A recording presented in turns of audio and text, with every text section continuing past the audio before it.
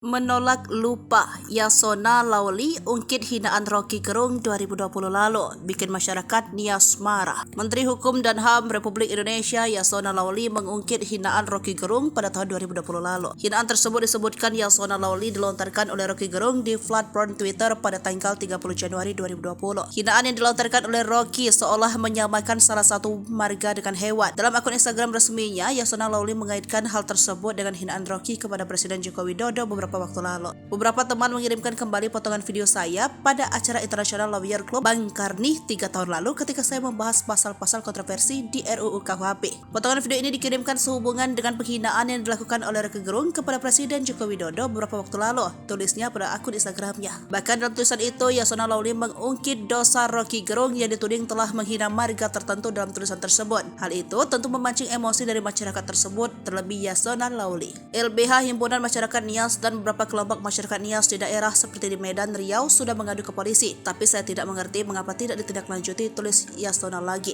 Terpisah, dikutip dari Tribun Medan, Rocky Gerung dilaporkan oleh organisasi Suku Nias Sumut. Ia dilaporkan karena diduga menghina suku Nias pada tahun 2020.